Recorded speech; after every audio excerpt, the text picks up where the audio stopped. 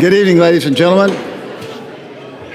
Welcome to tonight's program. My name is Skip Rutherford. I'm Dean of the Clinton School, and we're honored to have you here as we launch the 2018 Speaker Series here at the Clinton School under the great job of Nikolai DePippa, who runs the very best Speaker Series in the country. So where's Nikolai? Where are you, Nick? There he is back there, Nikolai DePippa.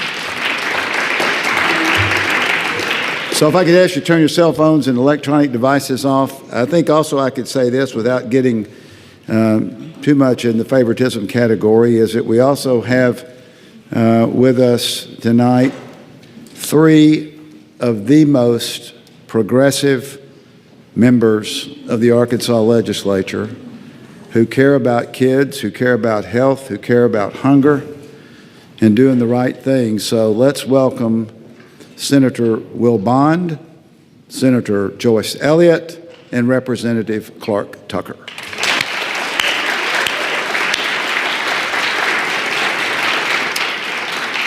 And we also have with us our distinguished county judge, the highest ranking Democrat maybe in the state of Arkansas, Judge Barry Hyde. Where are you, Barry?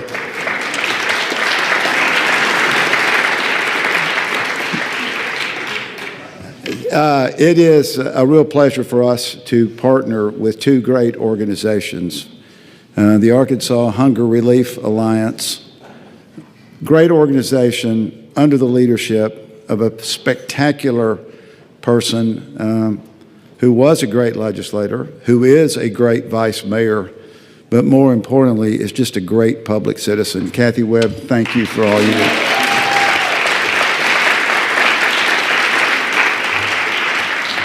And with an organization that recently celebrated a birthday and clearly is the most premier advocate for children and families and all things good in this state, and that's Arkansas Advocates for Children and Families.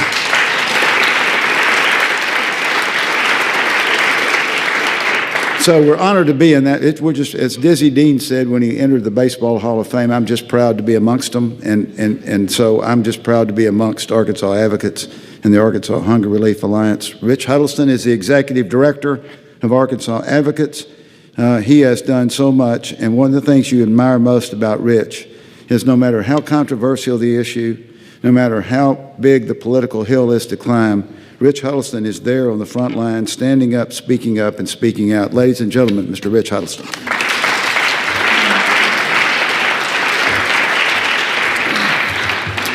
Well, it is my honor tonight to introduce our speaker. But before I do that, I do want to thank Dean Rutherford, the Clinton School of Public Service, and also Kathy Webb and the Hunger Relief Alliance for making tonight possible. So let's give both of those organizations a round of applause. So, thank you.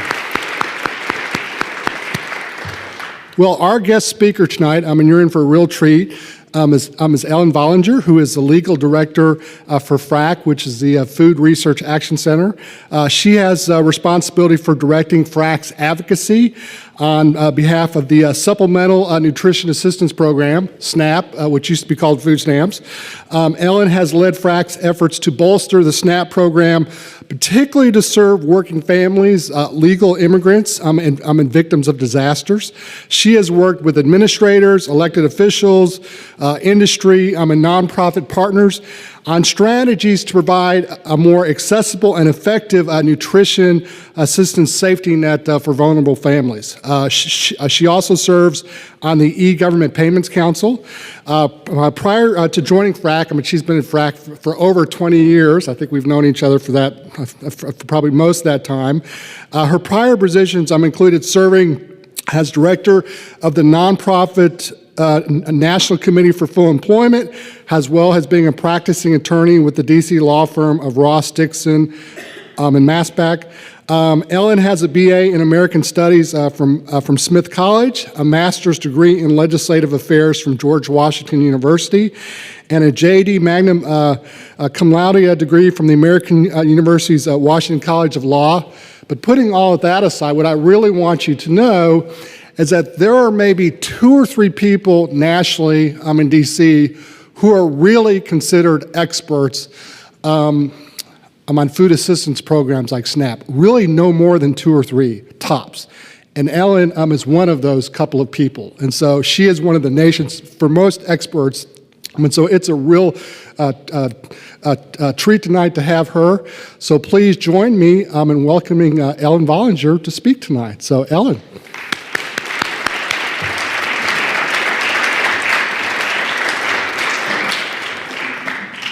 Wow, this is quite the turnout. I have to say it's such an honor to be with you and to have all of you take the time to be here, but special thanks, of course, to Dean Rutherford, to Nick for putting this together, for the school for sponsoring it. But it's also a great honor to be here with 2 of my organization's strongest partners around the country, and that is Arkansas Hunger Relief Alliance and Arkansas Advocates for Children and Families. FRAC could not make, I think, any impact on public policy if we did not have people around the country who both were on the ground and sounding boards for us as to what really is going on in communities, what do people need, what are they seeing, and also willing to lift up their voices on behalf of making a difference for those people.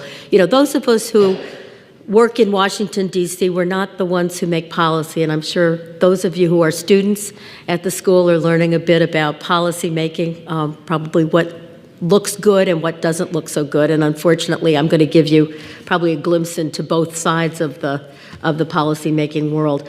I am lucky to be able to talk to you tonight about the Farm Bill and SNAP and what it means for the U.S. and what it means for Arkansas. I will just give you a bit of context so you understand where in the process we are and why it is that something could happen on the federal stage with respect to SNAP.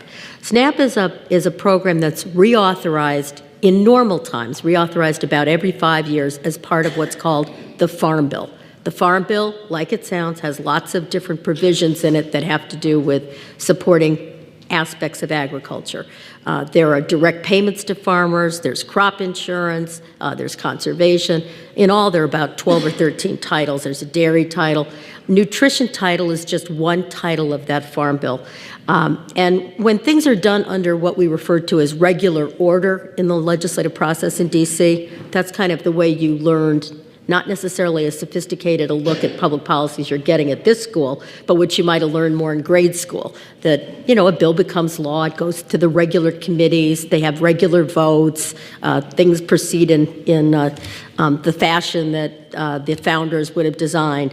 But of course, that's not the way it always plays out in D.C. And so there are other legislative tracks that we've been on high alert about with respect to SNAP. The Farm Bill being one of those. The Farm Bill is due for action this year. It expires on September 30th, 2018, so Congress has been working through the agriculture committees in the House and Senate, which have jurisdiction over that program, have been working to try to get to a reauthorization of the Farm Bill. But meanwhile, there are other people with ideas of doing things to SNAP on other legislative tracks, and those typically have to do with the budget and something that people sometimes refer to as welfare reform or entitlement reform.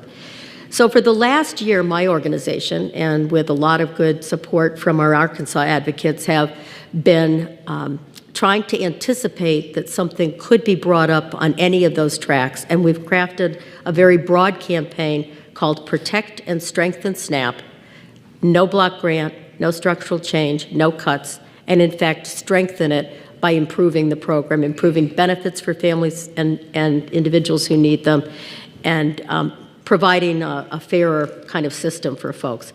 Other people have had, though, some other ideas that don't go to protecting and strengthening SNAP. And on the budget track, last year, you may have followed the budget fight that ensued, but President Trump put out a budget, a proposed budget for fiscal year 2018. That's the fiscal year that started last October 1, and we're still in the midst of that budget. And in his budget, he had a number of ideas, one of which was a set of proposals to cut SNAP funding by $193 billion over 10 years. Now, for those of you who, have a hard time, as I often do, getting your arms around what do these billions of dollars mean. SNAP is serving over 40 million people each month, in an average month. So that adds up to being a lot of benefits to a lot of people, but per person, the benefits are relatively meager. The average benefit is about $4 a person a day.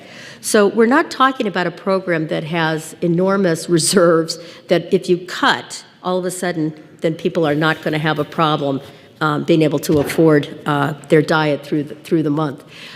His proposal was a mix of suggestions, some being a cutback in eligibility, so some people who are low income who qualify now might not qualify. But he also had two very odd proposals, one of which was for the first time ever in SNAP. Again, as Rich mentioned, it used to be called food stamps. That program was started in the 60s and really went to a modern version of itself in the late 70s. And in all of that time, the federal government has paid for 100% of the benefits that go out to people through food stamps or through SNAP. Trump proposed for the first time that the federal government would shift some of those costs on the payment of benefits to states. So in Arkansas, if this proposal were to be adopted, and so far it hasn't been, Arkansas eventually, after it was phased in, would be on the hook to pay 25% of the cost of the benefits for Arkansas families. The last I knew, you all have a balanced budget requirement, so I don't know, maybe you just all want to figure out where that money would come from, but it was not a very popular idea, certainly with state and local officials. In addition, for the first time ever, he would have charged retailers a fee to be authorized to accept SNAP transactions and to be reauthorized. And why does that matter? Well, the program, one of the reasons SNAP is effective is it's a public-private partnership. The government has not had to set up its own government warehouses. It doesn't hire government clerks. It doesn't truck the food around.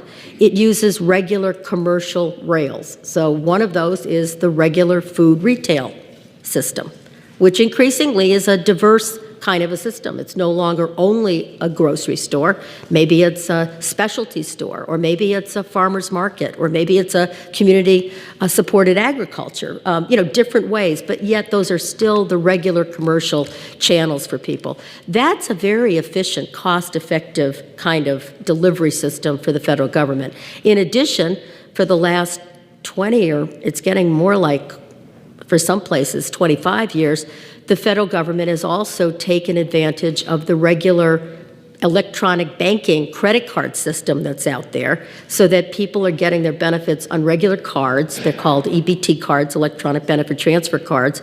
And so they're not having to mail coupons out. And when people who receive SNAP are redeeming their benefits, they're able to go into stores like everybody else with a debit card that is similar to, maybe not identical to what everybody else has, but similar to. So it ends up being a very efficient way for people to obtain what they need in a very much more dignified manner than if they were segregated and going to SNAP-only warehouses, and why would it make sense for the government? So to us at FRAC, it has actually mattered that the retailers be part of this public-private partnership.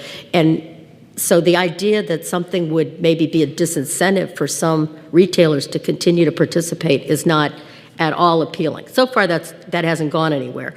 But that was not the only set of proposals last year to emerge in the budget debate. The House budget that went through committee and then was eventually adopted by the House, but not agreed to by the Senate. The House budget resolution for FY 2018 would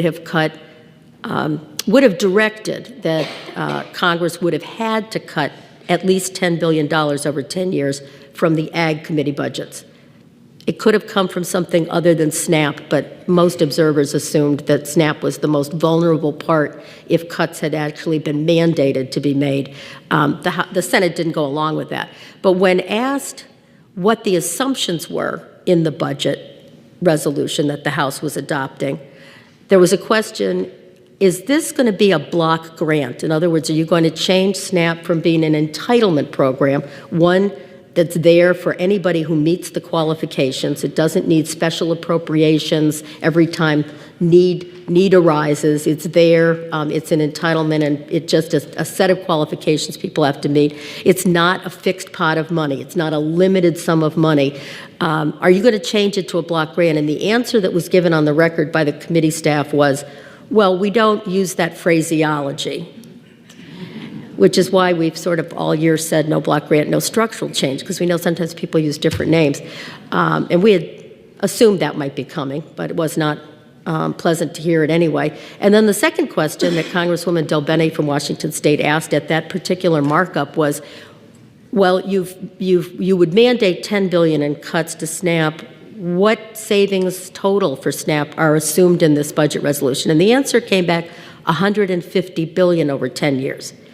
So we don't know exactly every proposal that's out there, but it's one of the reasons that we have been so vigilant this year at saying protect and strengthen SNAP, and it doesn't matter what the legislative vehicle is, because we know in these times, and it's been true in Congress for a while, but especially in this cycle, things don't always go in the regular order, and we have to be prepared if people all of a sudden call something a different thing or they look at a different legislative vehicle. We can't simply be looking at it as, well, we're only looking at the Farm Bill. So we've been keeping our eyes open on all of those things. And it's really been, we told our folks that this was going to be a marathon, not a sprint. They've been at it for a year already, those who've been fighting on this. But now it's increasingly looking like an Ironman triathlon, because they're having to do this on so many tracks and try to come up with different things to do. So back to the other track that I haven't mentioned except in passing, and that's welfare reform. There's a lot of talk, particularly out of Speaker Ryan, about wanting to reform entitlement programs. Not only SNAP, but SNAP is a very large program. There's a lot of money in SNAP. It's not the first time that conservatives have tried to block grant it or change the structure. And while he's been very vocal about that, it's been interesting in recent weeks. You may have seen some of the press that Senate Majority Leader McConnell has said no. As far as he's concerned, what he said publicly in December anyway, is that that would not be something that the Senate would take up in 2019.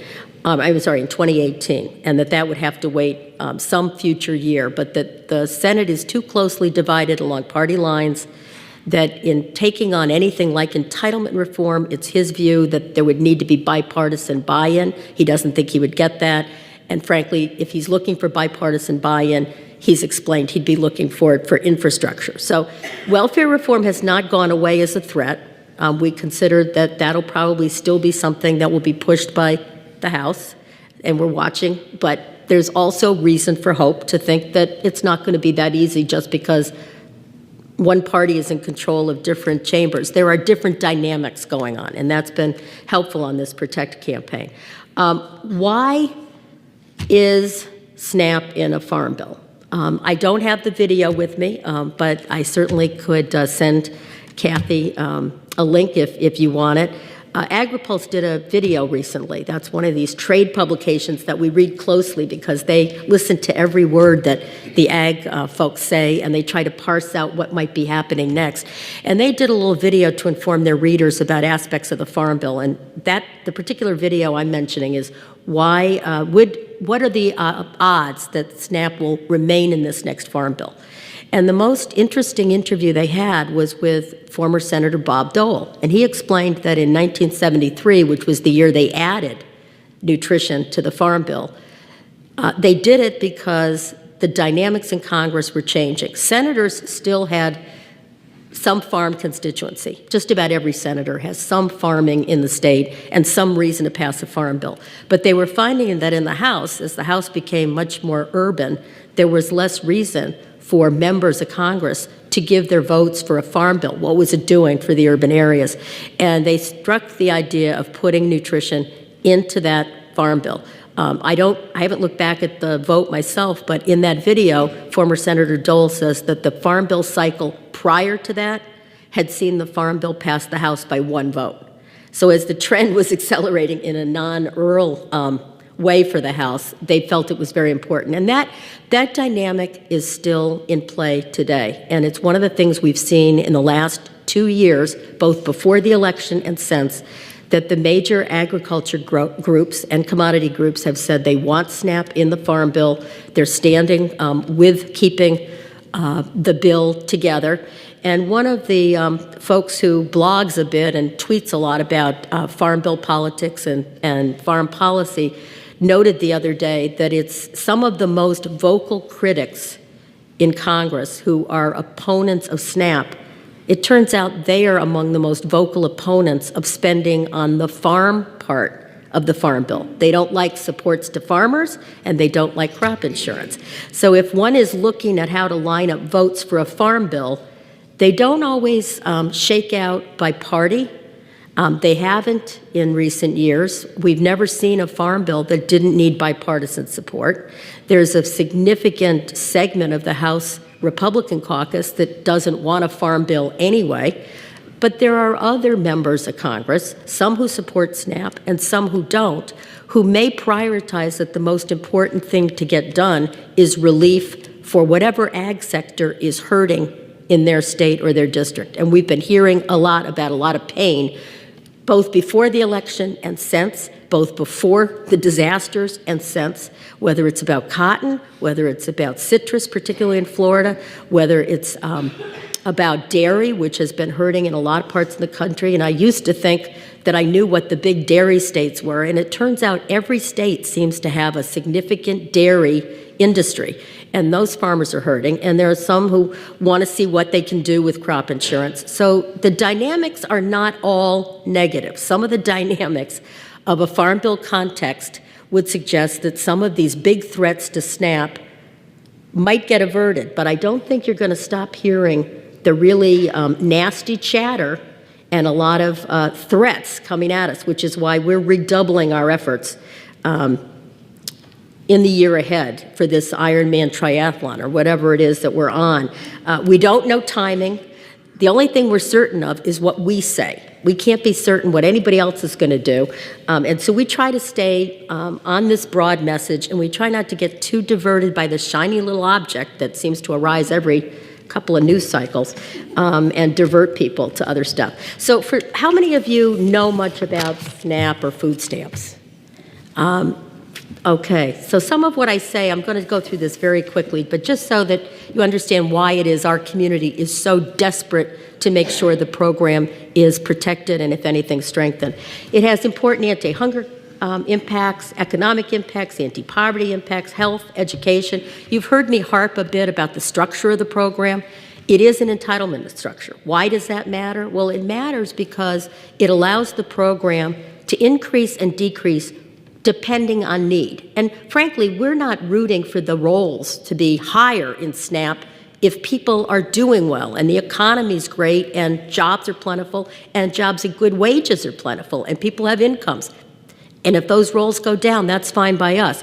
But we want a structure that can, as SNAP, food stamps, has done in the past, can respond quickly and efficiently to changes in that need. And there are three major factors that drive that need and why people need to have a program that responds. One, of course, is economic downturns.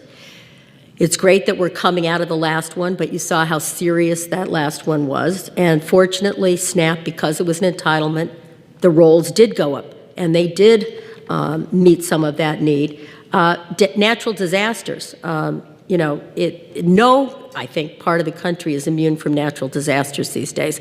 And I was looking back, and some of you may remember this, but I understand that disaster SNAP, which is temporary benefits for victims of disasters, was used in Arkansas in recent years, in Faulkner County, for victims there back in 2014, and then for a bunch of your counties in 2011, Benton, Clay, Faulkner, Garland, Lincoln, Pulaski, Randolph, and Saline.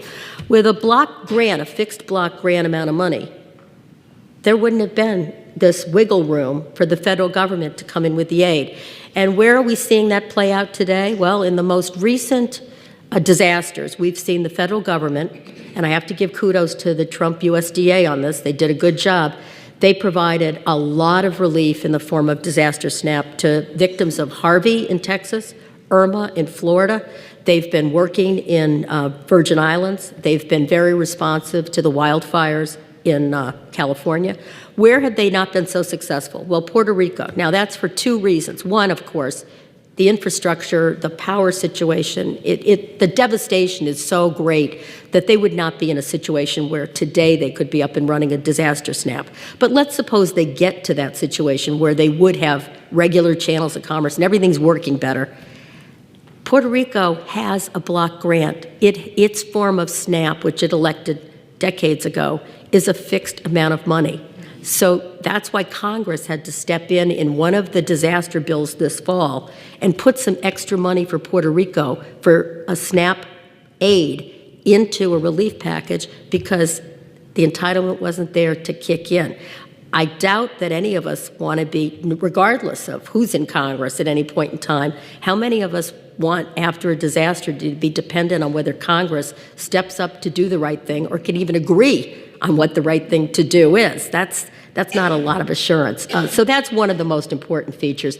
But it reduces hunger, it reduces food insecurity, and on that public-private partnership I've mentioned, one of the great things about it running through the regular economy and having the benefits used in the retail sector is that money flows through economies, and each dollar of federally funded benefits in SNAP generates $1.79 in economic activity.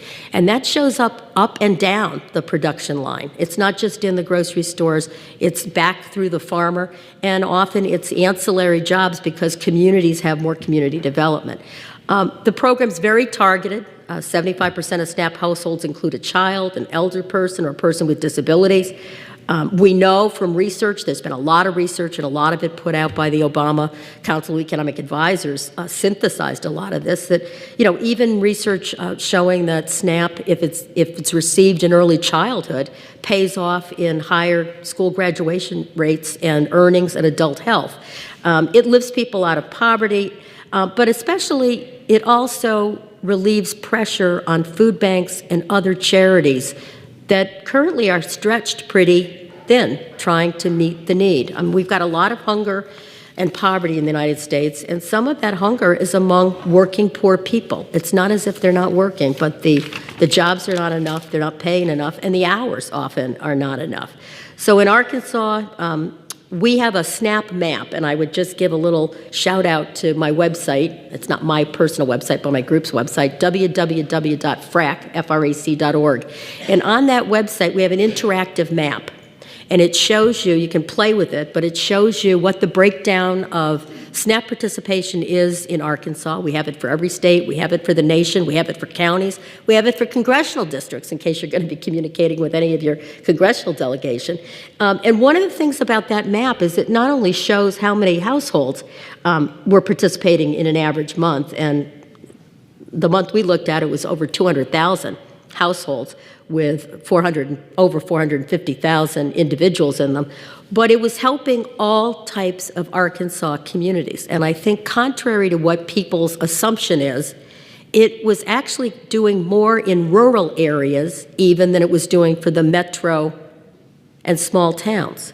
And in fact, in Arkansas, Arkansas SNAP was helping 1 in 5 rural households, 1 in 6 small town households, and 1 in 8 households in metro areas.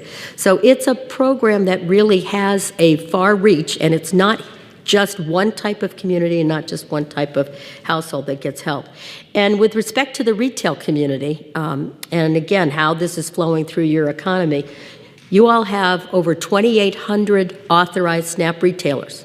Not every retailer can be authorized to accept SNAP. They have to go through a process, not to pay a fee, but they have to go through a process to be approved that they're a legitimate outlet. And you've got over 2,800 who've wanted to be authorized and are. And in FY 2016, together in 1 year, they redeemed over $589 million in federal SNAP benefits, again, flowing through your Arkansas economy. So it's a program with a lot of reach. I would just mention that as we work and as you're thinking about communicating with your lawmakers, if you are, and we hope you would consider that, at least letting them know what you think is important, even if you don't know every aspect of SNAP, that you think it's important that there be a nutrition safety net in this country that works. I would say that all members of Congress matter. It does not matter if somebody is a Republican or a Democrat. They all matter.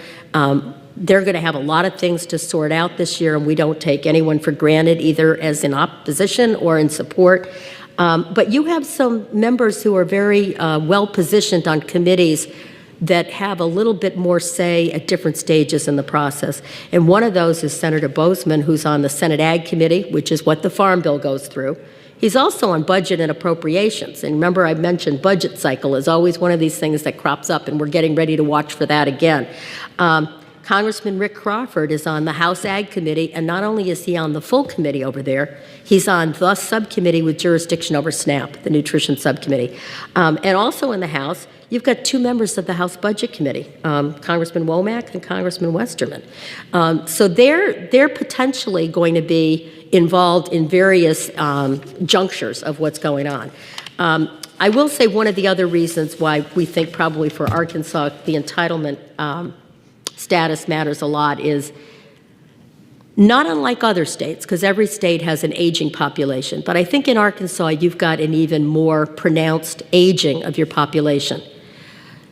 Sometimes there's talk in D.C. about people who want to reform SNAP, and they want everybody to be required to work. Well, frankly, you've got a lot of people on SNAP who are either too young to work, half the recipients about are under 18, or a significant number who are over 60, and of those, many are well beyond 60, and people who have disabilities, some of whom may want to work but may have difficulty, and some may not be poised to work. And among that aging population, as that cohort grows, a fixed amount of money that the feds give you this year isn't going to look so good 10 years from now, or maybe even 5 years from now. And it's not as if the folks that are aging are all of a sudden going to, oh yeah, I'm going to be fully employed tomorrow and I'm going to get a better wage and it's, my hunger's going to go away. No, they're going to be back looking to the food banks, the food pantries, the soup kitchens, trying to figure out who can help them get something they need. Maybe they'll end up with more waiting lists on Meals on Wheels. But of course, it's all going to cost shift down to that individual family. So I think before we take questions, I would just mention a couple of the things that you can find on our website if you're interested. We have an action section, and we've got examples of what people like you around the country who are concerned about all of this, what they're trying to do to lift up the voice about protecting and strengthening SNAP. It's not about protecting and strengthening the program per se. It's about protecting and saving something so that people who are in need will get what they need. It's really about them. So the most important thing that people have been doing around the country is lifting up the human face of who gets SNAP, who goes hungry, who needs help, how does the program really work? And a number of stakeholders have been lifting their voices to give their particular perspective about why they support SNAP. And some of those are state and local elected officials. Most members of Congress started out in state or local elected office, and they all know they're state and local elected officials. And when they speak up, in particular when they say, don't saddle us with having to pay for 25% of the cost of benefits when the feds have traditionally picked up 100%, that's a voice that resonates. Service providers certainly being able to explain who they're serving, what they're seeing, what their needs are, the fact that benefits are so meager now in SNAP that a lot of their clients get SNAP, but they can't make it through the month without extra help. And the charities are stretched thin, so telling their story is part of it.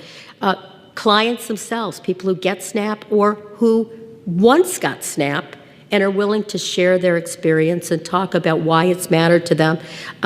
There's a kind of a trendy thing that's going on in the public interest community talked about as lived experience, but it's getting more and more of the voices of people to just share their story, and that usually resonates with people.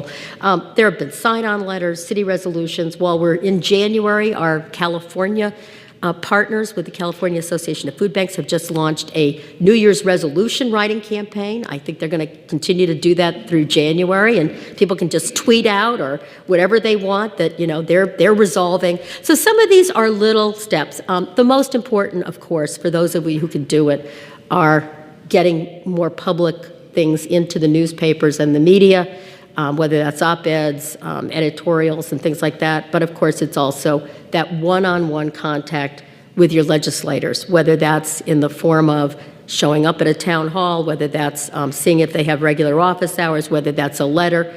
And in our estimate, they're not looking to you necessarily to be expert on every facet of a program, but they'll notice. It doesn't take as much as people would think for lawmakers to pay attention. Even a smattering of calls and letters gets them a little bit concerned, like, whoa, why did the call spike? And they actually, they count all their calls. So I'm sure I don't need to explain that to the state legislators who are here, and I'm honored that they're here, but it's well worth anything that you can do, and we know, we're so confident at FRAC that anything that we're alerting, Kathy and Rich too, that both the Alliance and the Arkansas advocates, will come up with the best ideas of more coordinated actions in Arkansas. But even if you don't do it as a coordinated fashion, your voice really does matter.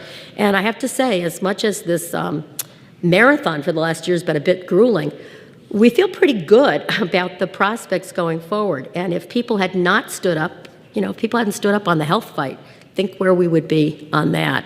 And so you can break through even in what looks like a very strange, maybe is the kindest way for me to describe the DC scene, a very strange scene. But some things are tried and true, and to a certain extent, Farm Bill politics has a certain formula to it that may well get borne out again. So, Kathy, I don't know if you want to start questions now. I feel like I've droned on long enough.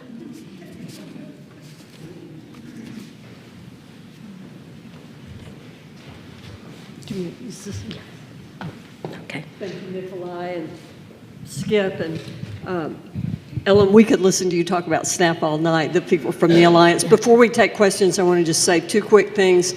First of all, we have our SNAP advocacy team here. We have not only people on staff, but we have some amazing volunteers who go out and help people fill out the SNAP applications.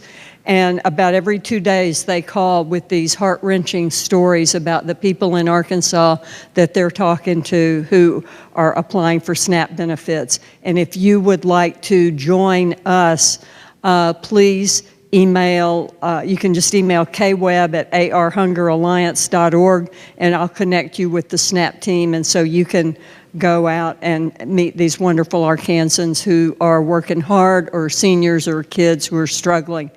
And we can also put you on our email list so you can be part of this coordinated campaign that advocates and the Alliance are working on together statewide. Before we start with questions, we have a question that we wanted to throw out, and it's particularly relevant with our wonderful members of the legislature here who fought against a lot of bad SNAP bills last year. And as we went down to the legislature and testified against some of those bills, we heard those typical myths that one hears about SNAP. And I know a lot of y'all have heard some of these myths, and if you would just pick a couple of them and address those, because we have to push back against these myths. So, Ellen, if you would. Yeah, I think one of them is the misconception about whether people want to be on SNAP and whether it's a quote-unquote lifestyle. And we're hearing that terminology used recently. And it's often in a context of, well, we ought to have a work requirement. Able-bodied people ought to be required to work or limited and not allowed on the program. And it's kind of a lack of understanding, I think, of people with regard to who's out in the workforce, what's happening to them in the labor market. When people do get connected with SNAP, what kind of labor history do they have? How long do they stay on? And so I would just say to you that there are some people who, when they get on SNAP, will be on for a longer period of time than others. That's particularly true with the elderly, especially if they have fixed incomes and no financial changes. If they were eligible and in need, chances are they're going to continue to be eligible and in need. With respect to new entrants, what our research shows us is that when a new household enters the program, it exits usually within 12 months. Well, one of the reasons for that is when we looked at the Arkansas statistics, and again, you'll see this from our interactive SNAP maps, Almost 3/4 of Arkansas SNAP families had at least one working member in the past 12 months. People go through spells of unemployment or underemployment. It doesn't mean that either they don't work or don't have a work history or don't know how to work. The labor market, while it's doing better in terms of the overall unemployment rate, still has a great underemployment, and there is a time limit that's hitting a certain category of jobless adults right now, and it's hitting them if they don't work 20 hours or more a week, regardless of whether they can get those hours. So that's, I think, one of the big misconceptions, kind of whether people want and aspire to SNAP, and that it's somehow some great free ride that they're getting with their $4 a person a day, and that they have no connection to work or work history. I think that's one of the big misconceptions, I would say.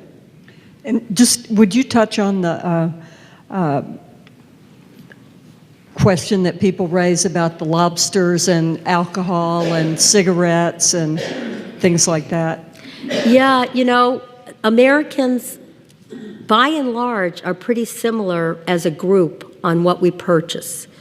And when we've looked at the Healthy Eating Index, which is one of the surveys that USDA does, and they looked at it with respect to different income groups, it's maybe a little harder to hit a really good number on that scale when you're the lower end of the income level.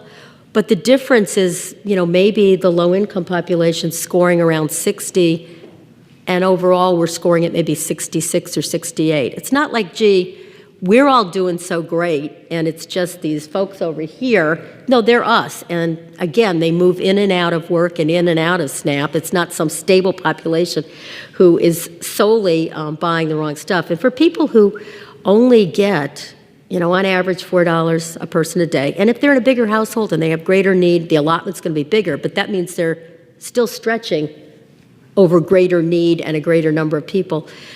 They tend to be pretty smart about their purchasing, and they figure out how they're going to get the calories that they need for that family.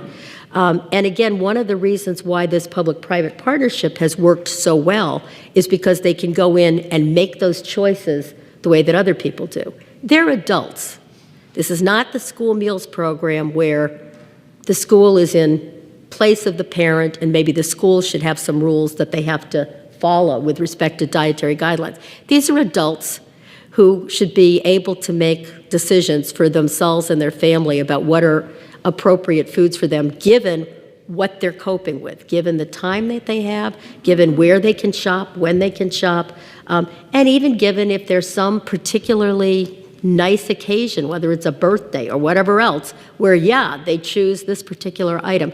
And I will tell you, the retailers as a community, both Food Marketing Institute, which represents big grocers, and National Grocers Association, which represents independents across the country, have been very vocal with us in pushing back against restrictions on people.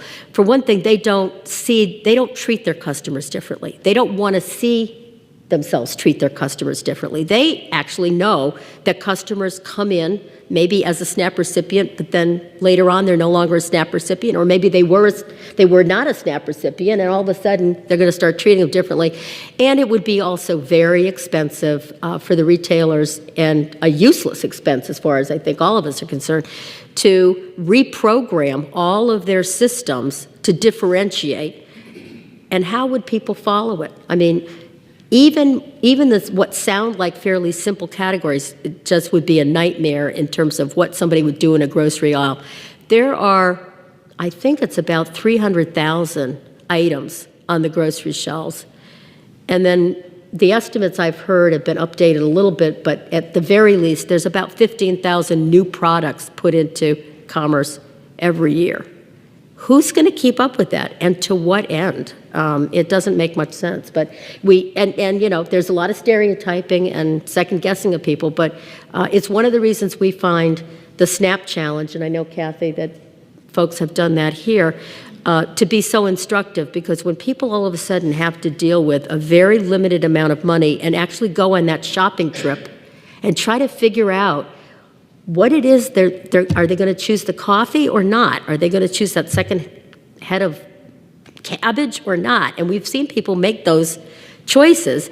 And usually, even if people can get the food to last during that week, the people who are not SNAP recipients but just try to limit themselves for the week to get an idea, very rough idea of what it might be like, the biggest thing we hear from them is how monotonous, how they had to keep eating kind of the same stuff over and over, and the difficulty on affording some of the things that nutrition education would tell us we want them to be able to afford. So to us, we ought to be putting the emphasis on giving people adequate benefits, having adequate nutrition education, but we and the retailers, at least the two organizations I've mentioned, really don't want to start discriminating against SNAP recipients and treating them differently in what should be a mainstream setting.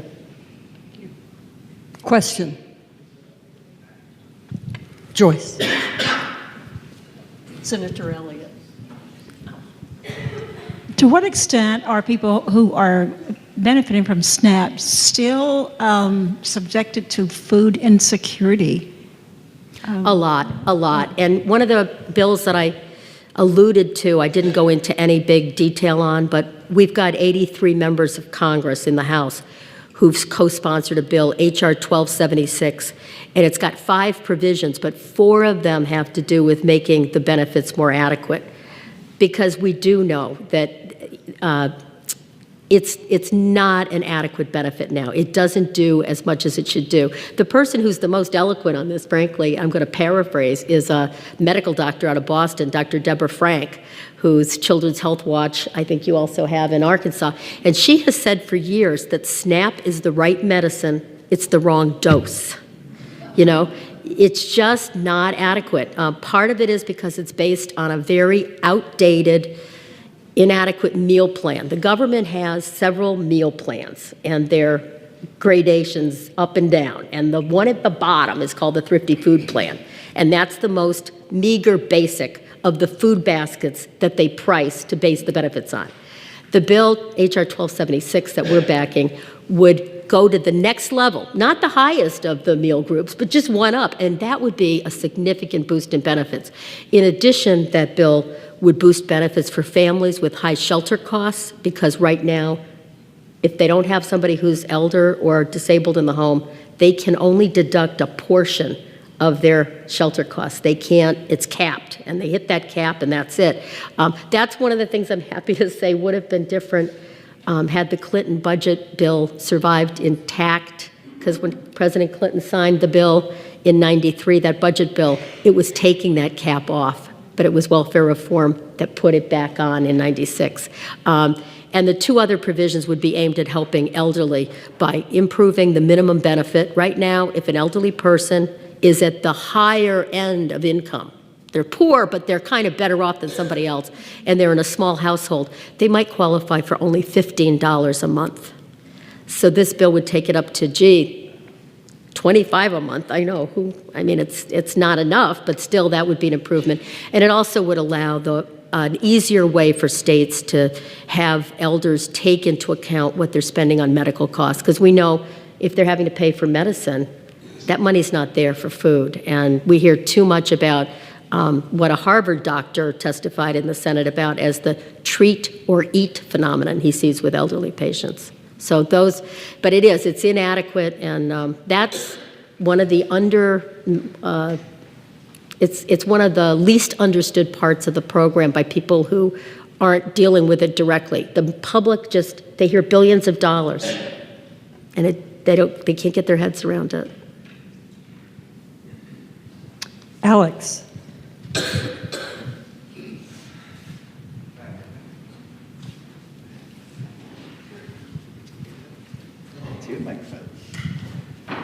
Thanks so much for coming to Arkansas. I was wondering if you could speak to what SNAP education funding does and what the potential threats to that might be. Well, we've been very intentional on our very broad messaging. If you go back to our message, it's protect and strengthen SNAP, and on the protect side, it's no block grant, no structural change, and then we say no cuts. And that's because we think all aspects of SNAP are important. The benefits certainly are important, but there are other aspects to SNAP that are very important, and nutrition education is one of those.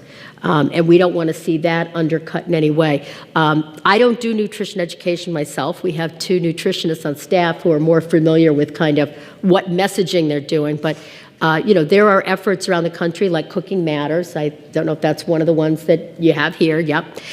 Where basically there's an effort to educate the SNAP eligible population, or likely eligible population. So it's not education that can be conducted everywhere, but if you know you're in a fairly low income setting where you're likely to be able to get to that group, you can give cooking lessons, you can give shopping lessons, you can give classes, and it makes a world of difference. Sometimes people just don't know.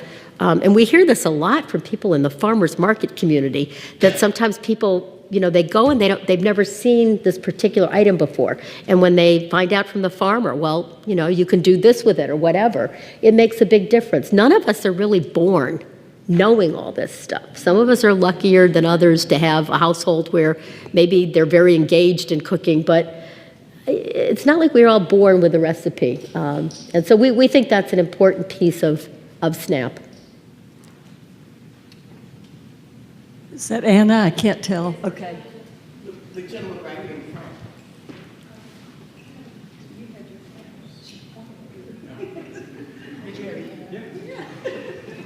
And I'm sorry, I didn't even see you. Hi. Yeah. So I seem to remember that people in the advocacy community for SNAP liked it being part of the Farm Bill, but then the last go around, I heard more people seeming to want it to be separated.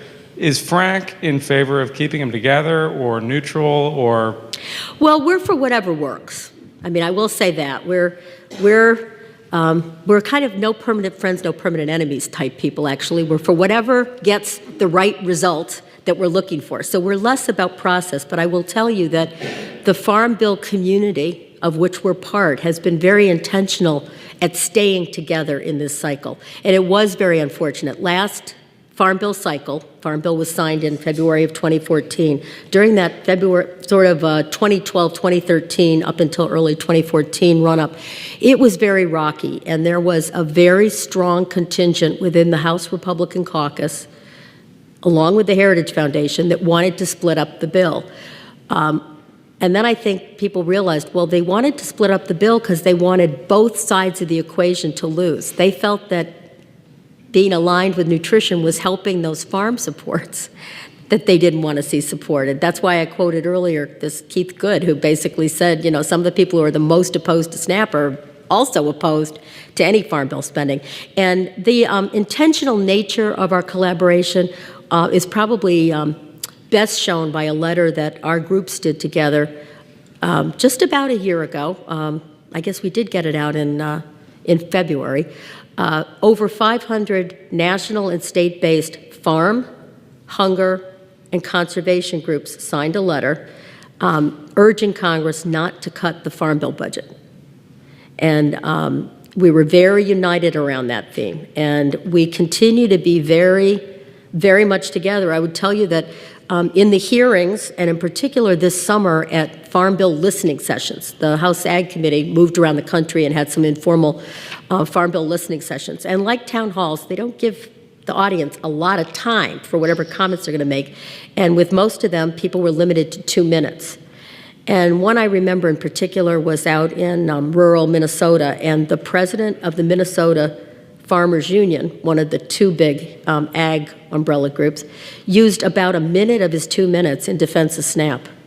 So it's been very rewarding and heartening to see that the groups have tried to stick together, that we want to see this thing proceed in regular order. We don't understand every provision that's in the Farm Bill, and we're not going to claim to be experts about Title I or the dairy title or anything else. We know our title, but procedurally, this seems to be a very useful context, including in this cycle, and regular order where things, just don't happen haphazardly on some track where nobody sees it coming, and there are regular hearings.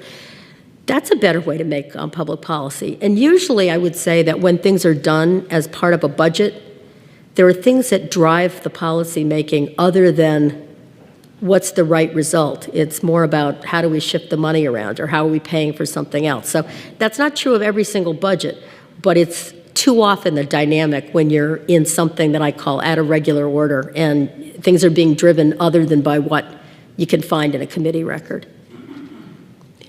Anna? Hi, thank you so much for being here. This has been really, really informative.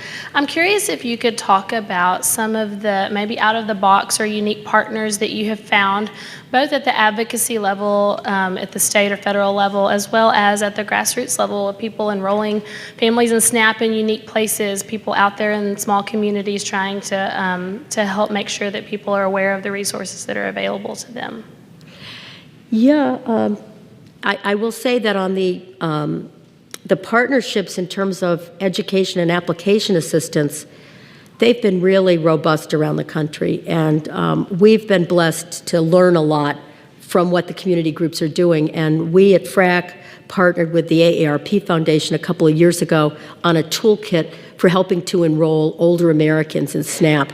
And that is replete with examples from all over the country with lots of different trusted partners, because I think it's true with almost any group, but particularly with the elderly, they want to hear about something from a trusted partner, a trusted voice. So one of the examples I'll give you, and this is now an example that was not only evident in the elder community, but it's very strong with respect to all of the SNAP participants, are the partnerships with the health sector, and in particular doctors who increasingly are screening patients for food insecurity. The screening tool that the federal government uses, which was adopted during the Clinton administration and first rolled out in the Clinton administration in '95, that food insecurity tool, which is done by the Census Bureau and by the USDA every year, that relies on a series of intense questions to gauge how food insecure some household might be along a continuum.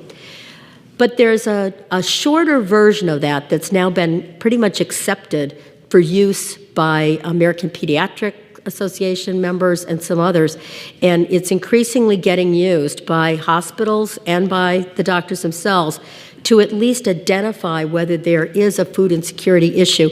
And then in partnership with community groups, they can then make a referral.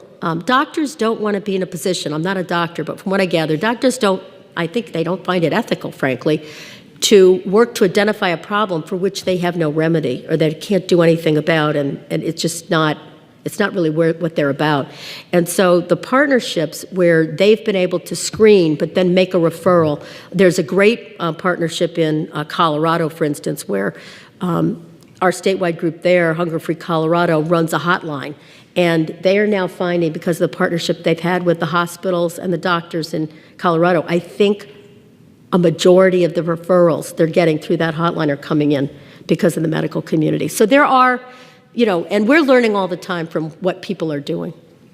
For those of you who don't do this work on a daily basis, we have to give a shout out because we have one of the best hospitals doing this work in the country, Arkansas Children's Hospital, and we have one of the best doctors who is one of the most vocal advocates for SNAP, who is here and wrote one of the best op-ed pieces, Dr. Eddie Ochoa. So.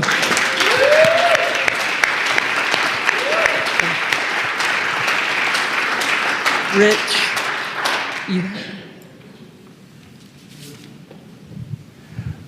we have midterm elections this year. Could you talk a little bit more about the possible implications both for this year but also beyond this year? Well, if I had a crystal ball, I'd be in a different job somewhere else, I guess. Or if it was too scary, maybe I'd just be gone. We really don't know much other than what the perceptions are. And in politics, perception often matters a lot. And the perception, I think, is that there could be waves coming and changes, but we don't know. But I think there's certainly a lot of attention that lawmakers are paying to this electoral cycle and to what might happen and which seats might be in play, and they are looking ahead, and they're looking over their shoulder. And I think the one thing that we could probably predict as pretty likely is that they're going to stop doing serious legislating by the summer.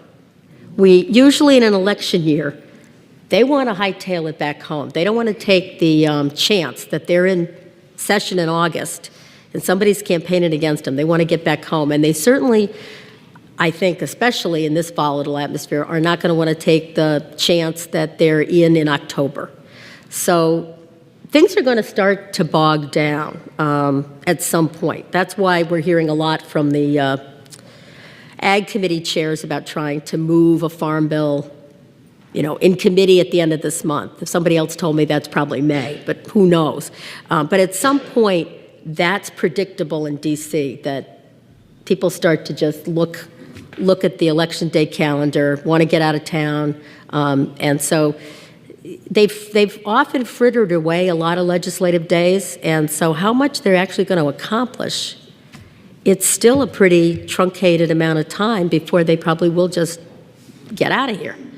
So that's really the only prognostication. I don't have anything other than I think the perception is that people expect it to be a pretty volatile election, and so people are looking over their shoulders, and depending on which party they are, they're either looking of concern or they're rubbing their hands, like maybe they'll get to run things. So it depends, but that's way beyond anything I have a hard time keeping up with even the news cycle from yesterday. Thank you. So we're still seeing states introduce legislation that would require drug testing for SNAP recipients. Could you talk a little bit about what the dangers of such a legislation are, and then also what you might anticipate the Trump administration's response being to Governor Walker's latest appeal? Boy, we have no idea what the administration's going to do on these waiver requests, and we know that past experience with drug testing of public benefit program recipients hasn't really yielded what states thought it would. And some states who did it, maybe not for SNAP, but another program, have backed off, realizing it's very expensive and doesn't really identify people. I think with the opioid crisis, if people had any idea what they were doing, they'd be much more focused on what to do about that problem and what to do about having enough treatment for that problem, and not worried over here about screening every single individual for who knows what amount of time. We're worried that, of course, if it does get introduced as a feature of SNAP, whether it's at the state level or wherever, that it'll have a chilling effect on participation. We know that finger imaging did, fingerprinting, which fortunately is no longer happening in SNAP anywhere in the country. The last states to do that were New York, which hung on to it in New York City, California, and Arizona finally got out of it. So the few states that were doing finger imaging, but we know that didn't identify a lot of wrongdoing, but we knew it had a chilling effect. People did not want to be perceived as criminals. I think it's certainly more intrusive, a drug test, than the finger imaging. We already have a program that can be difficult for people to get connected to. It's not an easy program to sign up for. There's a fairly rigorous application process, as it is. Sometimes it's paperwork, sometimes it's verifications that have to be brought in. It's one of the reasons that the work Kathy mentioned that's going on here in Arkansas with application assisters is so important, because it's hard to navigate this kind of a program by yourself. And if the benefits are perceived as not worth it, so for instance, if I'm an elderly person and I think I'm only going to get $15 a month, am I really going to go through all of that and either be drug tested myself or participate in a program that everybody knows has something to do with drug testing and people on drugs? It isn't just the person who is hit by a particular aspect of SNAP that feels the stigma, but when the program is stigmatized, it's often other people within that population. And the idea that they're not going to also deter and, I think, punish some of the people that they probably don't think they'd be punishing with that, including veterans, is, I think, one of their misunderstandings as well. So it's administratively difficult to do and expensive, and to what end? But will they stop talking about it? Probably not. And that's, again, why we're trying to be very vigilant. And we appreciate what people have been doing around the country to push back on every one of these things. They're usually about buzzwords. They're not always about what would it take, what would it really cost, what would it net. It's just buzzwords, and they know some buzzwords get, a lot of attention, particularly with a certain segment of the public. I wish I had a better answer on that one. We're still a work in progress. I think we have time for one more. Tommy? Thanks. Thank you so much, Ellen, for being here. This is really informative. I want to thank the advocates that are here and the volunteers that do SNAP application assistance. This is kind of piggybacking off of your statement earlier, but with stigma, so many of the older adults that we sign up, you just touched on it. It's very true that they give us those responses like, why would I apply for something that I'm only going to get $15? But more, one of the other things that happens in Arkansas, because there's so many people that are very close with each other, is this, not wanting people to know that they need assistance. So when we run into that, we have some tools and our team is really wonderful, but is there something that you could talk about a little bit for advocates that want to make a difference on a large scale, but even in those one-on-one instances, how do we combat that stigma that we kind of can't really control all of the voices? Well, the more that we normalize the program for the public, the better. I mean, it's not a silver bullet, but the more we do that, I think, and have a better climate for the program, that will pay off. I do have to give a shout out, by the way, to the folks who do the application assistance. Many of you are not in a position, particularly depending on what your organization is and how you're funded, to necessarily do the frontline legislative advocacy. But I will just say to you, those of you who are doing the service work and who are helping connect people with the program, you're helping make that program work. And that is one of the reasons why I think we've been able to defend the program as well as we have in this last year, and we're going to have to keep doing it. But one of the reasons is we actually have, with all of its flaws, and it has some, it doesn't, benefits aren't adequate. Not everybody can get through the process easily. But by and large, it's functioning very well. And I just have to say, I think the nonprofit partners, the application assisters, along with the state, with the county administrators, are a big reason for that.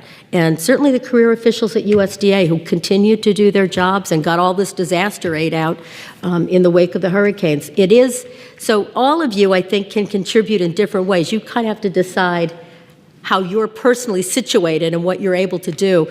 But I think helping people, get them connected with the program, both helps them see it as normal, but it helps make sure that the program is working better, and that makes it much easier to explain to Congress and to defend.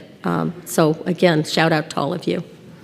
And we have one of our huge advocates from DHS here tonight who helps our assisters do their work too, so thank you for being here.